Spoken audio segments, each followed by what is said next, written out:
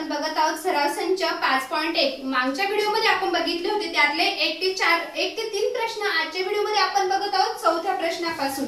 तर चौथा प्रश्न काय आहे, एका समांतरभुज चौकोनाच्या लकाच्या दोन कोनांची गुणोत्तर एकाच 2 आहेत, तर त्या समांतरभुज चौकोनांच्या सर्व कोनांची मापे काढा. बघा आपल्याला सर्व कोनांच्या चौकोनाची मापे काढायला लावलेली आहे. हा आहे आपला चौकोन ADBC, म्हणजे ABCD.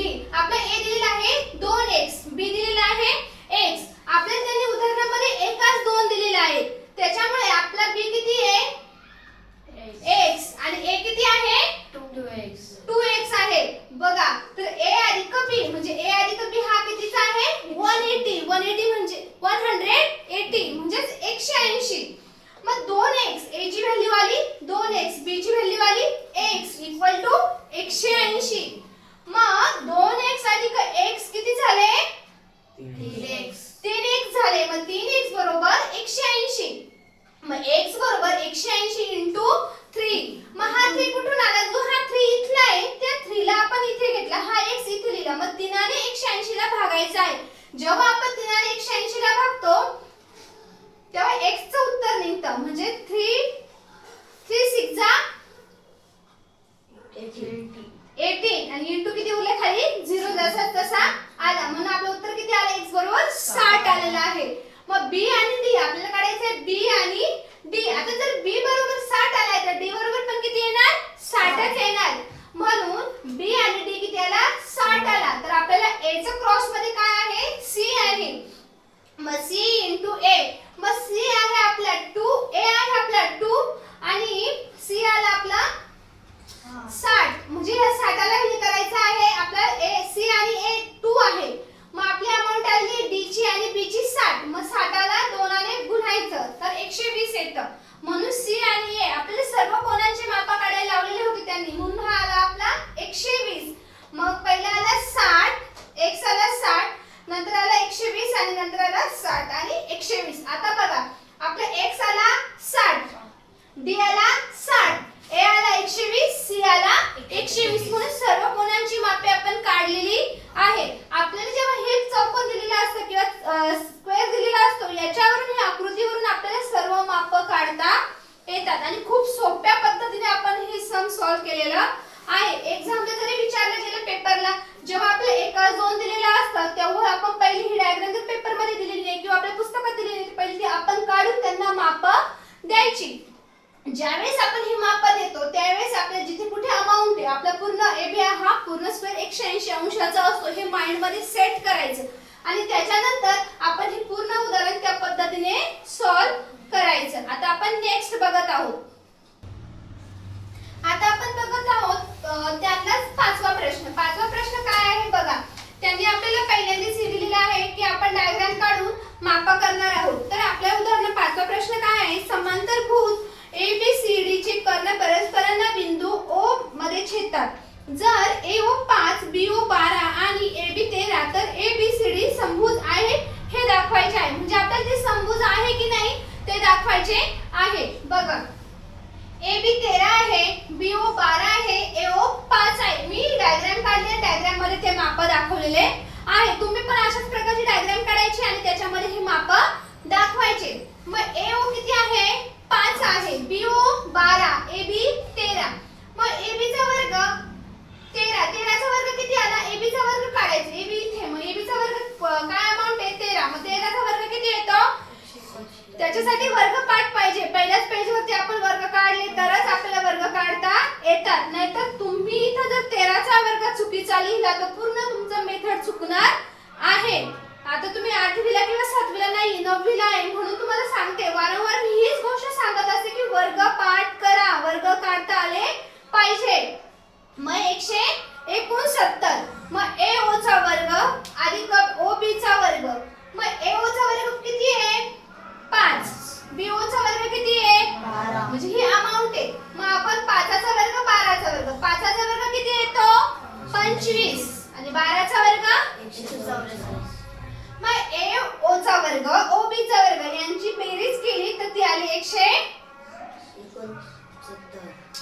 मग AO चा वर्ग अधिक OB चा वर्ग बरोबर AB चा वर्ग. पायथागोरसच्या सिद्धांतानुसार AOB हा 90 अंश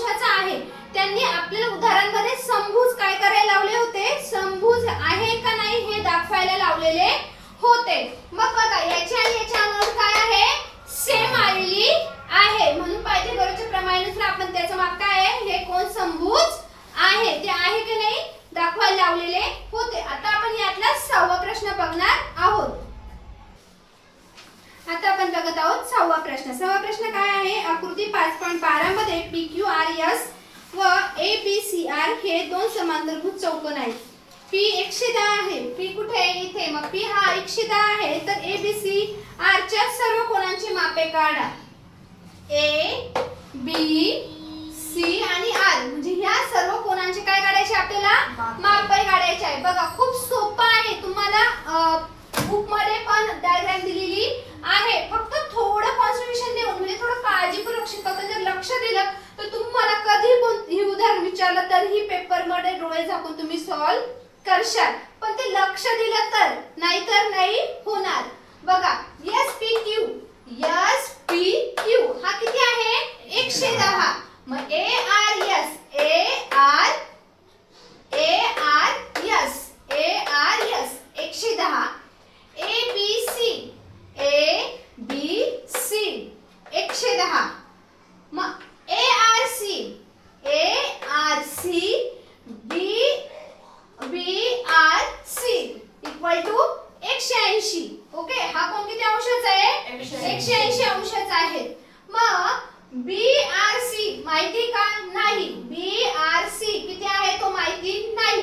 ARC म्हणजे हा कोण 180 अंशाचा आहे, 110 अंशाचा आहे आणि हा पूर्ण 180 चा आहे.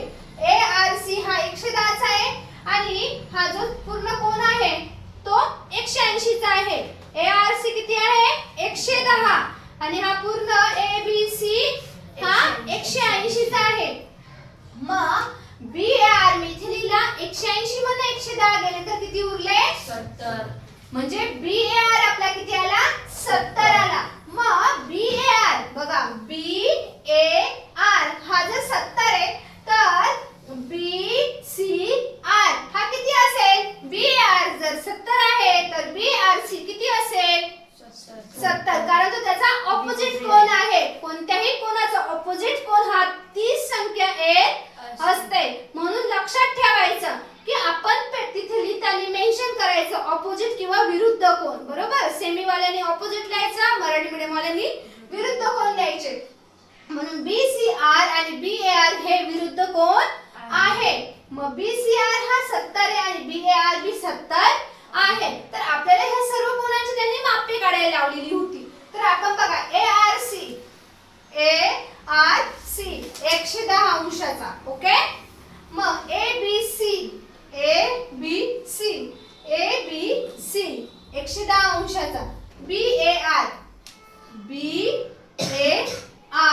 याच्या ऑपोजिट येतो का हा कोन, नाही. म्हणून तो किती आला आपला, 70 आला. म्हणजे तो आपण काढला म्हणून तो आपला निघालेला आहे.